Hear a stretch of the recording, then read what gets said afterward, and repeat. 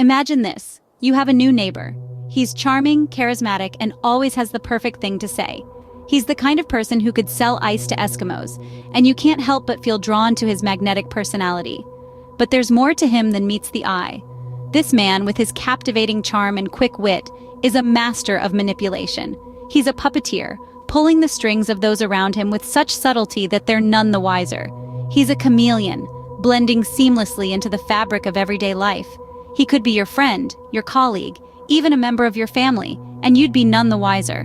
What sets this individual apart is not just his ability to manipulate others, but his lack of guilt or empathy.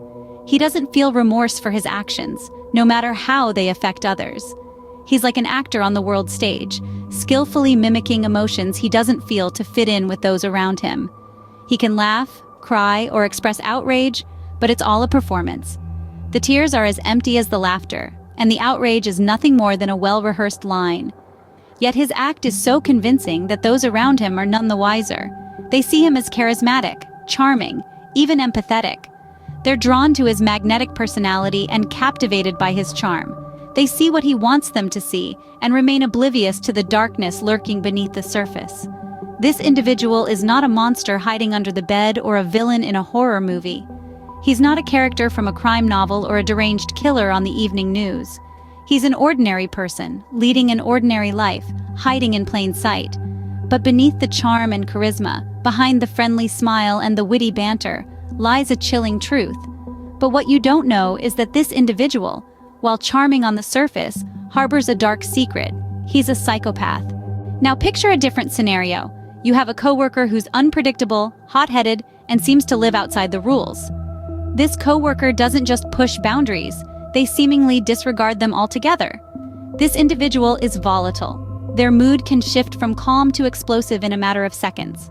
They are impulsive, acting on whims without stopping to consider the consequences. Their behavior is not governed by societal norms or expectations. Instead, they dance to the beat of their own drum, often in a way that's reckless or even dangerous. This is a sociopath, an individual with antisocial personality disorder. But don't be fooled by the term antisocial. It doesn't mean they shun social interaction. Instead, they struggle with understanding and respecting the social rules that most of us take for granted. They might be charming and engaging one moment, then cold and dismissive the next. They might promise you the moon and stars, then leave you hanging without a second thought. They don't form attachments the way most people do. Their relationships are typically superficial and short-lived because they lack the ability to truly connect with others on a deep emotional level. Despite their unpredictability, sociopaths are not necessarily violent, but their disregard for rules combined with their impulsivity can lead to harmful behaviors. They may lie, cheat, or steal, all while maintaining an air of innocence. They are masters of manipulation, using charm and deceit to get what they want. For a sociopath, the world is their playground, and the rest of us are merely pawns in their game. They thrive on chaos and disruption, leaving a trail of confusion and hurt feelings in their wake. Yet it's important to remember that sociopathy, like all mental health disorders, exists on a spectrum. Not all sociopaths are dangerous or harmful. Some may lead relatively normal lives, their condition going undetected by those around them. This coworker, despite their seemingly rebellious nature, is not just a rule breaker. They're a sociopath. What causes someone to become a psychopath or a sociopath? Diving into the realm of psychology, we encounter a myriad of theories and research studies that seek to answer this question. Let's start with a key point. Psychopathy and sociopathy are not random occurrences. They are deeply rooted in a combination of genetic, environmental, and neurological factors. Genetic factors play a significant role. Research indicates that psychopathy has a stronger genetic basis compared to sociopathy. This means that psychopathy is more likely to be passed down through families. If a parent is a psychopath, their child has a higher chance of developing psychopathic traits. On the other hand, sociopathy is thought to be more influenced by environmental factors. Childhood trauma, neglect, and abuse are often linked to the development of sociopathic behavior. Sociopathy is commonly seen in individuals who've had harsh, unstable, or chaotic upbringings. But genes and environment are just two pieces of the puzzle. The brain, the organ that governs how we think, feel, and behave, also has a significant role in this. Neurological differences have been observed between psychopaths, sociopaths, and individuals who do not exhibit these traits. For instance, Psychopaths often show reduced activity in the amygdala, a part of the brain involved in our emotional responses, especially fear and empathy. This could explain their lack of remorse and inability to form genuine emotional bonds. Sociopaths, however, might have a normally functioning amygdala, but display abnormalities in other brain regions, contributing to their impulsivity and volatile behavior. It's crucial to note that these factors do not guarantee that someone will become a psychopath or sociopath. They merely increase the likelihood. Much like a complex recipe, it's the unique blend of these ingredients that results in these personality disorders. So while psychopathy and sociopathy may seem similar on the surface, they are the result of different underlying causes. So, how can you tell the difference between a psychopath and a sociopath? Well, let's dive into the key differences that set them apart. First, let's consider their relationships with others. Psychopaths are often seen as charming and manipulative, using their charisma to gain trust and control over others. They tend to calculate their moves carefully and can maintain long-term relationships if it benefits them. Sociopaths, on the other hand, are more impulsive and less able to form stable relationships. Their erratic behavior often leads to short-lived and tumultuous relationships. Next, we have empathy. This is a significant factor that differentiates a psychopath from a sociopath.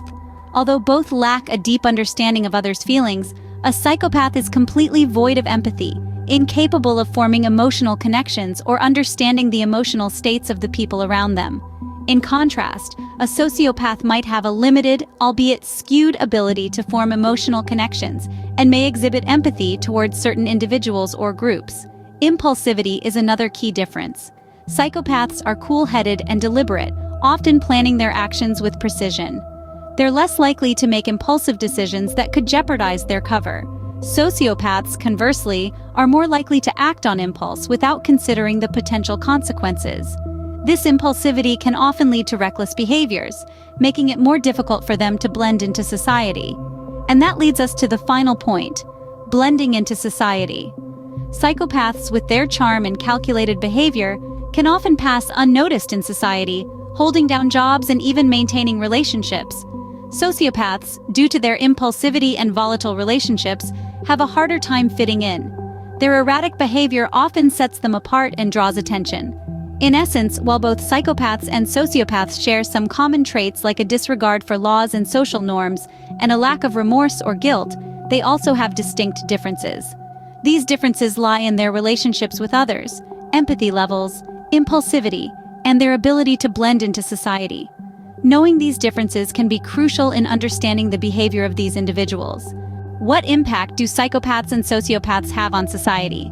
This question is more pertinent than you may realize. Psychopaths and sociopaths, despite being a small part of the population, can have a profound effect on the society we live in. Psychopaths, with their superficial charm and lack of empathy, can weave intricate webs of manipulation. They are often adept at making people do things against their better judgment, resulting in dire consequences. These individuals can rise to positions of power, creating toxic environments wherever they go. The impact is far-reaching and can result in psychological trauma for those who cross their path. Sociopaths, on the other hand, are more likely to engage in impulsive and risky behaviors, often disregarding the rights of others. Their actions can lead to a high prevalence of crime, causing distress and harm to countless individuals. Their inability to form genuine emotional connections can result in heartbreaking situations for those who care about them. The emotional damage caused by both psychopaths and sociopaths is another significant impact. Victims often suffer from chronic anxiety, depression, and trust issues, which can affect their ability to form healthy relationships and lead fulfilling lives. Moreover, the economic cost of their actions can be staggering. From financial fraud committed by psychopaths in positions of power to the societal cost of crime and rehabilitation associated with sociopaths, the monetary impact is substantial. However, it's not all doom and gloom.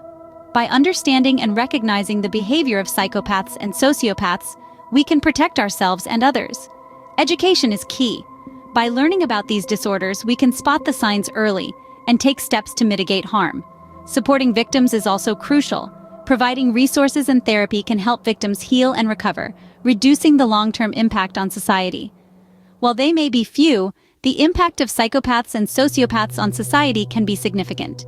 Understanding them is our first line of defense. Our collective awareness and understanding are vital in limiting the harm these individuals can cause.